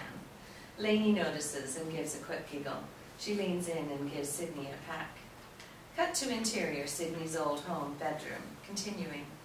From an outside streetlight, we see the silhouettes of Sydney and Laney dragging Meredith into the room and placing her on the bed. Sydney begins to leave, but is stopped by Laney. She walks them to the other side of the bed, pushes him onto it, and then climbs on top of him. She kisses him passionately, then takes off her shirt. As she removes her shirt, a hand reaches for her and rests on Sydney's arm. A surprised Sydney turns his head and is greeted by the crisp green eyes of a drunken, aroused Meredith. Sydney turns back to Laney, who begins to grind on him, writhing, all the while looking not back at him, but to Meredith. The women are smiling at one another. Meredith releases her grasp of Sydney and reaches for Laney. Sydney sits up, grabs Laney's arms and pushes her aside. He stands and starts to leave the room, gets as far as the door, where he finds the memory of Laney waiting for him. Seriously? I didn't want all that. I never did. Yeah, so what did you want? Exterior, Sydney's old home, driveway, flashback, later. Sydney sees the two women to Laney's car. Laney stops and smiles and offers him a soft kiss. Meredith hobbles into the passenger side. Laney whispers that she is sorry and kisses him again. Voiceover. We agreed to try again. This time just the two of us, a romantic dinner or something simple. I guess I used to have this need to say yes, so I said yes. Cut to interior, Italian restaurant, flashback, following evening. Sydney sits alone at a table. He has been there for a while. He orders another glass of wine. She never showed. Cut to interior, Sydney's old home, living room, flashback, midnight. Sydney sits at home in the darkness alone, staring at a phone that never rings. It was several days before I knew. She went out that night, alone. The bartender told the police that she drank a pitcher of bourbon and Coke. A fucking pitcher. She was just so small. She was dumped in the back parking lot as she was trying to find her way back to her car. Beaten. Raped 3 times. Cut to exterior trailer park, flashback, afternoon. Establishing shot of a typical trailer park. Cut to interior trailer, continuing. We see a silhouette of a woman, fuzzy, out of focus. I went to see her a few days later, but I had no idea what to say or do. I mean, what do you say? Lainey is now in focus, smiling, a broken smile, swollen eyes. The bruises around her neck are entirely visible. It was eerie how she wouldn't talk about it. Cut to interior trailer, flashback, continuing. Sydney and Lainey sit on a couch with a portfolio between them. She showed me her portfolio. She wanted to be a model. She said it like it was something that already happened, like it was something that could never happen again. She told me to pick out a picture. Sydney pulls a small picture from her portfolio. It is a wallet-sized photo of Lainey in a long red dress. Dissolve to interior, Sydney's guest room, present, continuing. She never took my call again. By the time I heard about her suicide, she was already in the ground. Brandy's eyes are tightly closed now. She's trying not to move. All because I wouldn't fuck her the way she wanted to be fucked. I put her in the ground. I killed that girl because I wanted what I wanted, because I just wanted something else. Sydney breaks off a beat. I told you I don't do bedtime stories. Sydney stands to leave. He is at the door when he stops. Sweet dreams, Brandy. As Sydney leaves, Brandy's eyes open. She looks at the dresser mirror against the wall, where a small wallet-sized picture of a girl in a long red dress is tucked. Fade out. Interior, Sydney's bedroom, noon. Sydney wakes up hungover. In a moment, he remembers Brandy. He steps out of bed and walks down the hallway to check on her. Cut to interior, Sydney's guest bedroom, continuous. Brandy is gone. The bed is made. Cut to interior, Sydney's kitchen, continuing. Sydney sees an omelette simmering in a pan. There is a tall glass vase next to the stove, holding a single-stemmed white rose. Against the vase is a folded piece of paper. Sydney opens the note and reads it. Sweet dreams, Brandy. Fade out. Exterior, wooded forest, daytime. A hooded man rides fast on horseback, plodding his way through the woods. He arrives at a run-down shack. He dismounts and grabs an old rifle from the saddlebag. Interior, shack, continuous. The hooded man walks into the shack. There is a wide-eyed boy sitting with his knees wrapped in his arms, silenced with fear. The boy points to the floorboards. Beneath the rotting floor is a wolf. The animal is angered and desperate to break through. It is clawing and biting. The hooded man steps in front of the boy, raises the rifle. The first shot splinters the floor, pushes through and slightly wounds the animal. The second shot finds its mark, hits the wolf in the eye, killing it instantly. The man turns to check on the boy. The child is now pale with fear. He is looking straight ahead to the opposite end of the room. Another wolf. This one is tame, scared. It begins its slow approach. Its head is down, its tail between its legs. As the wolf approaches, the room begins to change. Rotting planks of wood become new again.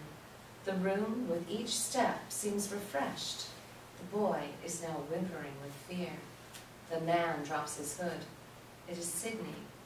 He raises the rifle and prepares for the shot. The wolf stops in its tracks. It looks up like a lost pup, defenseless. Sydney squeezes the trigger. Cut to interior, Sydney's bedroom, late morning. Sydney snaps awake at the sound of the shot. He is sweating. Wow, that's a hell of a dream, Sid. Cut to interior, Dr. Frank's office, afternoon. Sydney sits at Dr. Frank's desk. The doctor, in his usual spot, has stopped writing and lowered his notepad. I'm glad you like it. Very symbolic. Seriously. It can be interpreted as most any dreams can in a number of ways, but rarely do I come across a dream that is so archetypal. God bless you. Actually, it's quite enlightening. Would you like to explore this a bit? I think we should. Okay. Well, let's start with the very simple theory, one that I subscribe to, that everything and everyone in your dream is you. Okay, so I'm a wolf. Actually, you're both wolves. And the little boy, you're the gunman, obviously. You're even the gutted cabin. Okay, sure. So I love this theory. I'm a scared boy in a shack, and I'm the shack, and I'm a gun-happy ass monkey. What's not to like? These images represent some facet of you. The cabin, for instance, represents the state of your mental well-being. Well, that can't be good. It isn't. And it is. You remember the part about the second wolf? Hard to forget. And how the spirit of the room changes as the wolf makes its approach? Your mental and spiritual health is at the start of some reawakening. That doesn't sound like me at all. Yes, well, you're also the scared little boy. He is, for lack of a better word, your soul. You're the wolf beneath the floorboard. This is your anger, and the wolf in the room is your sense of peace and awakening. Okay, so my soul is scared of peace? Yes. What's more, by killing your anger, you are effectively killing your ability to achieve any sense of peace. I don't get it. I think you do. When was the last time you remember being angry or even venting your anger? Quick cut to interior, BMW M3, flashback. We see a satisfying grin on Sydney's face as he is shifting gears. We hear the roar of the engine and the whimper of the poor salesman beside him. Quick cut to interior Dr. Frank's office. Continuing. Well, I guess it's been a while. Sid, think about it. You have an anger management problem insofar as you allow yourself no anger to manage. Well, what if I don't want to be angry? Nobody wants to be angry, Sid. I'm just saying that you need this balance. You need this release. This is what your soul is craving. Your subconscious is trying to tell you something. You should listen to it. Sydney and the doctor make eye contact. Sydney looks pleased with the diagnosis. It's a good sign. Something prompted this, Sid. You have taken a step forward. Has something happened in your life? Something you're not telling me about? Well, this past weekend, a prostitute came over and spent the night. Dr. Frank is suddenly wide-eyed. His pen and pad of paper are once again a fiery show of activity. Oh, thank you, God. Thank you for this fine day. Fade out. Exterior Sydney's front yard day. Sydney clumsily mows the front yard, pushing a reel mower with one hand, holding his glass of rum with the other. Voiceover. My God, I can't believe you. So what was she like? A bit like you. Not so much that she looked like you, but she asked questions like you. What's that supposed to mean? Exactly. Sydney is weed-eating around the burned cross. So, did you kiss her? Why do you ask that? You always ask that question. I do not. Remember that girl I met? The last one I had a date with? You know, what's her face? Trish.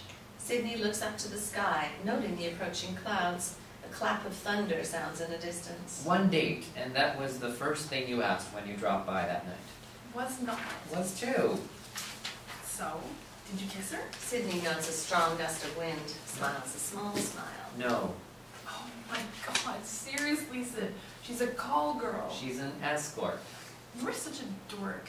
Kiss the girl, especially when you're paying to kiss the girl. I wasn't paying to kiss the girl. I don't want to pay to kiss the girl. I didn't pay to kiss you.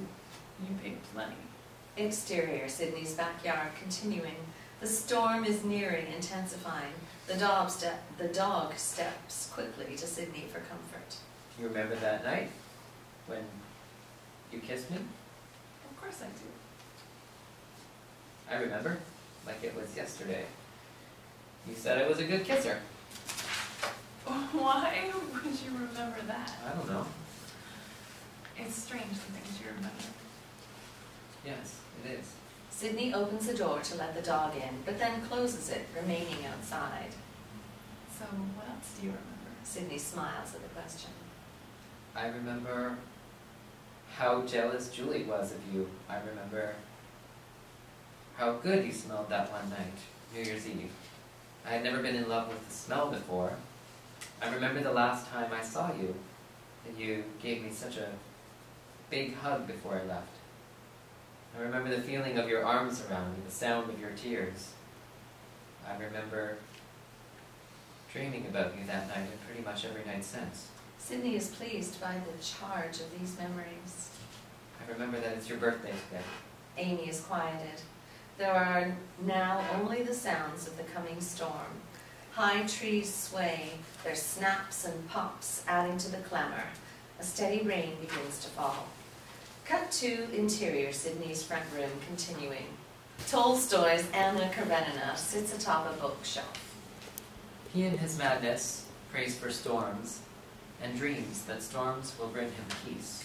Cut to exterior, Sydney's backyard an hour later. It's raining hard. Thunder claps sound off. Sydney floats on a raft in his pool. An open bottle of Old New Orleans stands squarely on his chest. He is holding it steady with one hand, holding up a golf club with another. He looks happy. Fade out. Exterior, Sydney's backyard day. A golf club lies at the bottom of the pool, alongside a sunken bottle of Old New Orleans. The yard is full of downed tree limbs. The raft is caught up in a palm tree. Interior, Sydney's sunroom, continuing. The sunroom is a slight mess. Wetted footprints lead into the room from outside, and then from the sunroom to the front room of the house. Interior, Sydney's front room, continuous. On the dining table there is placed a thoroughly soaked shirt. The wetted footprints continue on into the hallway. Interior, hallway, continuous. The footprints are seen running the length of the hallway to Sydney's bedroom, where they end at the door. Interior, Sydney's bedroom, continuous. Sydney is face first in a pillow, in a deep sleep.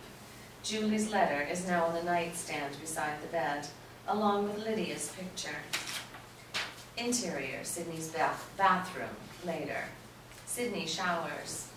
We see steam building up on the mirror as a reflection shows a drawn shower curtain. Interior, Sydney's bedroom, continuing. Sydney is dressing.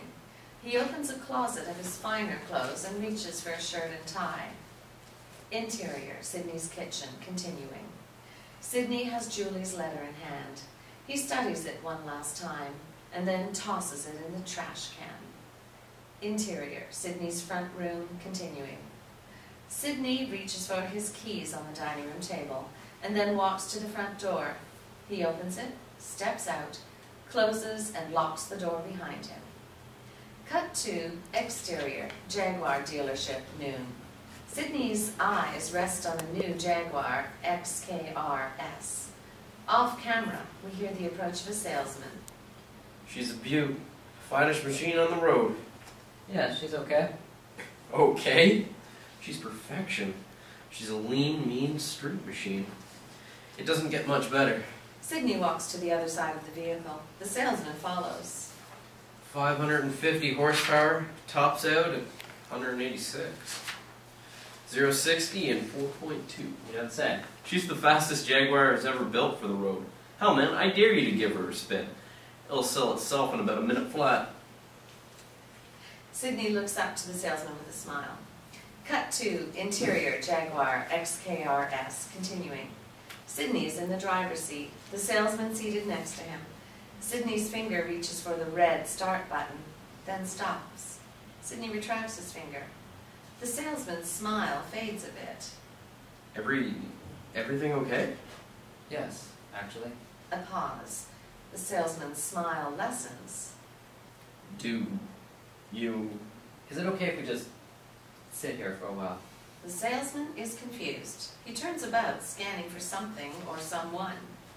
Are you hiding from someone? If I was hiding from someone, I'd be sitting in a Honda. The salesman's smile is gone. You drive a Honda. Yeah. Good car, reliable. Yeah. I guess I could stand to just hang a bit. The salesman quietly adjusts his seat. You're not married. Excuse me? A girlfriend? Yeah, 2 years now. You're gonna marry her? The salesman considers this. I don't know. I think I wanted to, but sometimes I just, well, I don't know. Don't put too much thought into it. There's no such thing as a stationary love. Men are either loving more or loving less. The salesman reflects on this. Sure, yeah. More or less. Thomas Hardy. Right. Cut to exterior dealership, continuous. Sydney and the salesman sit comfortably, going nowhere at all in the fastest car Jaguar ever built for the road. Fade out. Interior, the Georgian Vulture, early evening. Sydney is at the end of the bar, sipping on a glass of rum. Bree smiles and flirts as she tends to the other customers. In the background, the piano man plays. A smartly dressed woman, Amber, 38, enters the bar. Sydney watches as she strolls over to a table and is greeted by a number of well-dressed yuppies. Someone you know? Yeah. Sydney gulps his remaining rum and stands and walks over to the woman's table. She turns around, is caught off guard by Sydney's presence, then recovers. Hey, Hi, Sid. can I talk to you for a minute? Amber acquiesces. She steps away from her table. How are things? Amber crosses her arms. What do you want, Sid? I just want to see her. And what makes you think she would want to see you? She would. You know she would. Then go see her. Amber turns to leave. But I don't know where she is. Amber turns back around, confused. What do you mean you don't? Just tell me where she is. Jesus Christ, Sid, you know where. No, I don't. Sydney, this is not funny. Sydney is very fidgety. I went to see your father. He slammed the door on me. Your mother won't take my call. I don't know where, how. I just want to see her. That's all I want. Amber turns away, then turns back. You did this to yourself. And you did this to Amy. For fuck's sake, Sydney, she isn't so hard to find. Jesus, just leave her alone. Leave me alone. Seriously, don't ever fucking talk to me again! Amber returns to her table, her friends having heard every last word. Sydney steps after her, but is stopped by her boyfriend, who grabs his arm. Sydney is suddenly very aware of his anger. I will put my fist through your face. The boyfriend freezes and turns to Amber, who is shocked by Sydney's anger. Hal lets go his grip. Sydney steps up to her. Just in case you don't recognize it, this is me talking to you. Again, this is me telling you that I love her, that she loved me, that she is my friend, that you are my friend, and that I've never done anything to hurt either one of you ever. She knows that, and you know that, so spare me your raving lunatic bullshit. I have done nothing but admire and adore her, unconditionally, without exception, and without ever suggesting that she owed me anything in return. So don't sound off on me in front of your pretty little hate brigade just because you have this infantile need to prove your so-called friends that you can go from zero to heartless Ike's bitch at the drop of a hat for no fucking reason whatsoever. I have seen the ugliest the world has to give, Amber, and let me tell you something, sweetie. You've got no game. None. So step off. Sydney holds a beat to collect his breath. Amber remains frozen in fear. You don't deserve to breathe the air that... You don't deserve to be her sister. Somewhere in the midst of this rant, the piano man gave up his song. The bar is silent. Amber gasps, looses a tear. Seriously, get over yourself. Sydney glares at Hal as he steps toward the exit. The crowd parts.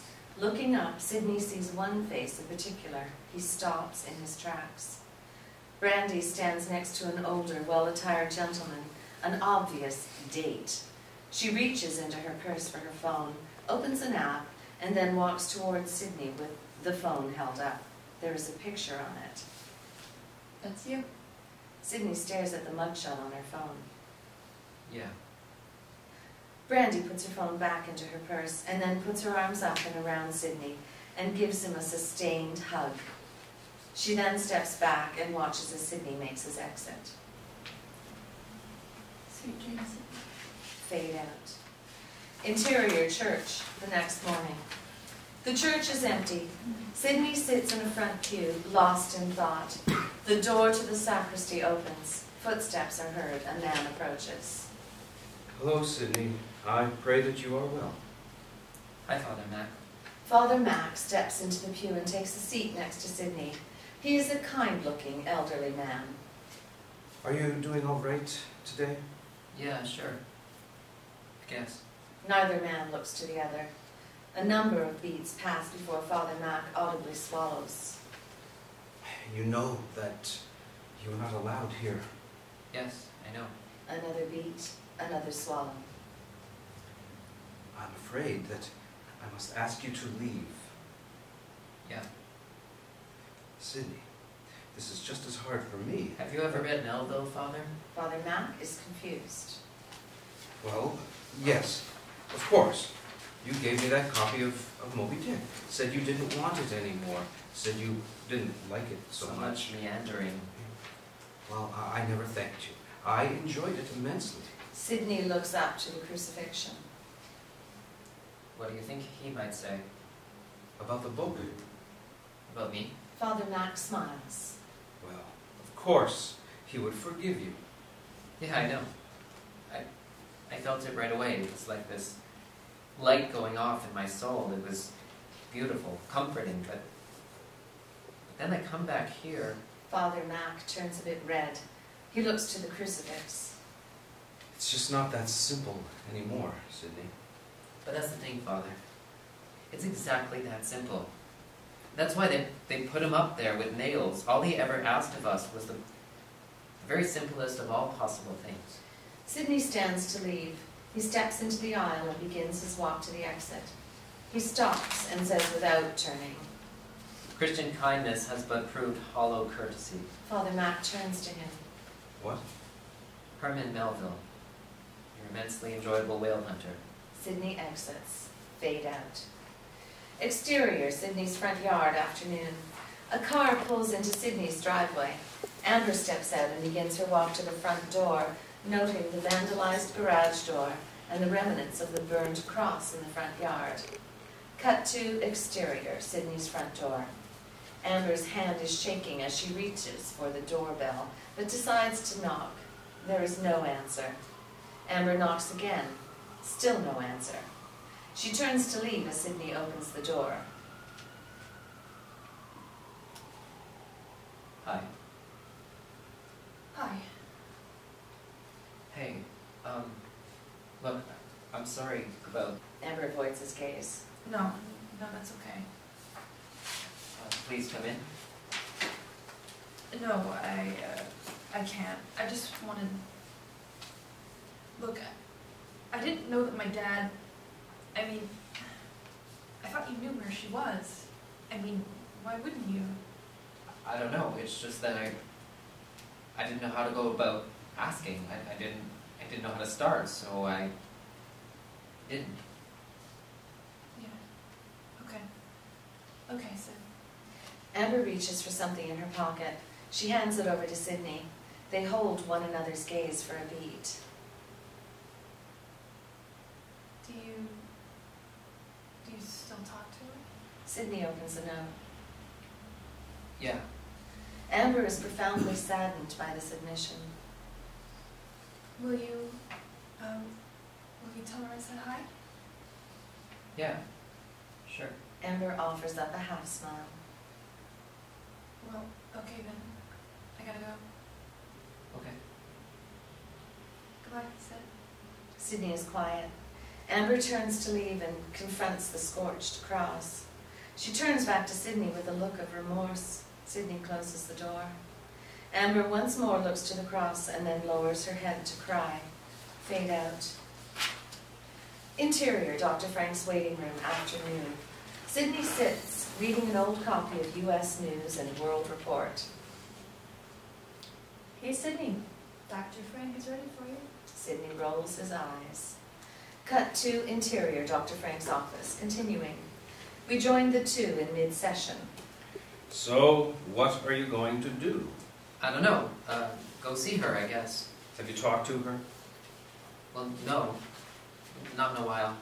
Well, when was the last time you talked to her? It's been about a week. Wednesday was her birthday. Dr. Frank makes a note. I think you should go see her. It's an excellent idea. This is precisely what you have been needing. And what's that? Closure, Sid. This will give you the closure you need. What if I don't want closure? You know what your problem There's is? only one? Your problem is that you're an old-fashioned soul born into a new-fashioned world. What does that even mean? That you should have been born generations ago. It means that you're a dead-heart romantic caught up in an increasingly sexual culture. Sounds awful. Yes, it is. Okay, so what do I do? Well, you tried adjusting. Clearly, that didn't work, so my advice to you is to go back to being the man you were born to be. Start caring again. About what? Dr. Frank closes his pad and then opens to the first page. He seems to be going back to something. Well, let's begin with the things you used to care about, shall we? How about Cynthia? Would really rather not. Yeah, your childhood friend who, after college, seduced you and then rejected you entirely after the fact. Apparently because you dismissed her in the heat of a very certain passionate... My fault. I was kind of drunk. Her abandonment of you, Sid, is inexcusable. Don't defend it. She was your best friend for 10 years. She was the very first friend you ever had. She was the first woman you truly loved. It's not her fault. It's not your fault. You believed in her. You were faithful to her as a person and as a friend on every conceivable level. This is where it all began, Sid. Your whole life since then has been an attempt to replace her. And it leads all the way to the end of the line. Sydney is uncomfortable with this. Dr. Frank turns a few pages in his notes, finds his place, and then continues. Holly from work. Again, seduction followed by dismissal because of your want of something more. Your one and only fiancé, who slept with a fraternity brother on your birthday, effectively ending the engagement and establishing, as well as it can be established, serious trust issues that haunt you to this very minute. Stephanie, Angela, Lori, Gina, women who had no interest in what you had to give, but only in what there was to take. Sydney's discomfort has peaked. He turns in his chair, pretending not to hear. How about Lainey, who sallied up to you during some routine happy hour, who seduced you and who left you, who is dead by your own hand, although you can't seem to stop blaming yourself. Yeah, she just... I rejected... No, yeah, buts, Sid. Hell, I'm just getting warmed up. Dr. Frank continues rifling through the pages, picking and choosing the memories as he comes across them. Erin, the dear girl who was so nice a friend and who could get drunk with you and make out with you and then wake up swearing that she remembered nothing of it, repeatedly breaking your heart and with such indifference. Well, I mean, she didn't remember. Oh, yes, Sydney, I assure you she did. But that's not the point. Well, then what the fuck is the point? The point is that these are the relationships that forged your identity as a young man. All your life you have made yourself emotionally available to a culture that has no want of emotion. These are the relationships that taught you again and again to accept less and less until you accepted anything at all that was handed to you. You sold yourself down the river. No one did this to you but you. Not because you wanted to, that much is clear, but because you allowed others to convince you that there is no real value in what you have to give. A number of beats pass before Sydney speaks up. Well, sure, I mean, I can see, but I'm all past that. Dr. Frank turns back a number of pages in his notes. Okay, so you're past Erin and Holly and the rest. So let's consider the ones that you're not past. There's Alice, the kindly co-worker who invited you to Christmas dinner with her family even when you moved to South Carolina and knew no one in town. Some girl named Rachel, who you never even met, but who you saw once. Once, at a bar, and you only remember her for her eyes and the way she laughed. Michelle from college, the fat girl you fell for, because, in your words, no woman had ever made me laugh as hard as she did. The fat girl, Sid. How often do you still think of her? Okay, yeah, I mean... Then there's Lydia. Okay. A considerable pause. You didn't dive off the cliff, Sid. You were pushed by an overbearing sexual culture that made constant demands of you, that distorted your want of the one simple connection you always wanted, but were never allowed. I don't know. It's time to start again, Sid. And this time, no more avoiding, no more playing the yes game, no more seductions and short play. Start by forgiving yourself. Let it all go. What's past is past. Dr. Frank is exhausted by his emotional rant. He takes a breath, then closes his notes and finishes his thought on the matter. There is nothing behind you, Sid. Quick cut to interior Sydney sunroom. Flashback. The cursor on the glowing monitor is blinking. The letters are typed and appear. OK. An enter key is pressed. Sydney's face is now aglow before the monitor. He looks saddened, demoralized. Quick cut to interior Dr. Frank's office, continuing. Dr. Frank leans in towards Sydney. There's nothing beside you, that much is clear. Fade out. Exterior police station parking lot noon. Establishing shot of local police station. There is only that which lies ahead. Well, it's not much of an excuse, but I guess it's the only one I have. Cut to interior police station, continuing. Sydney sits at a small desk in a small office. He is filling out a form of some sort, while Officer Adams, a plainclothes policewoman opposite him, is typing on her computer. Close up on Sydney's form. It reads, Sex Offender Registry. He is done filling it out and hands it back to the woman. Okay, Mr. Carton, still at the same address? Yes. Officer Adams cracks a sympathetic smile. She looks again to the form. Still unemployed, I see. Still unemployable. Mr. Carton, you have an excellent resume. Someone will hire you. Sydney is silent. Officer Adams continues reading over the form. Still no email accounts? No. You know, you can email all you want. You're not prohibited from, Sydney remains silent. but you do use the internet. Not so much. Have you viewed any pornography? Sydney rolls his eyes. No. Any unsupervised contact with a minor? No. Officer Adams smiles again. I'm sorry, it's just such a waste to put you through all this. We hate this more than you. It's absolutely impossible for you to hate this more than me. Okay, yeah, I'm sure you hate it more. But trust me, we don't enjoy this. Every year they pile on more and more laws. It just makes the whole thing so unworkable. It's just senseless, especially in your case, where there's not even a victim. I'm sorry for being such a burden. You're not the burden, Mr. Carton. The politicians are the burden. Officer Adams removes a small digital camera from her desk and turns it on. Well, at least you brought your handsome face. Look this way. Sydney turns to face the camera. Should I smile? Actually, you can't. There's a law against it. Jawohl. Officer Adams takes the picture and then connects the camera to her computer for the transfer. Almost done. She hands over another piece of paper. Just sign here and initial here. Sydney grabs a pen and leaves his marks. And we're done. Only 23 more years to go. And then I can die? Officer Adams is startled by this, but smiles and plays along. Cut to exterior cemetery afternoon. The camera pans across a cemetery. And then you can die. Interior cemetery office afternoon. The cemetery manager is looking over Amber's note, referencing a registry at his fingertips. Yeah, I remember that one. Last March. Hell of a storm. But a good crowd. He leads Sydney out the door and gestures in a very specific direction. Exterior cemetery plot continuing. Sydney stands before Amy's headstone, unable to speak.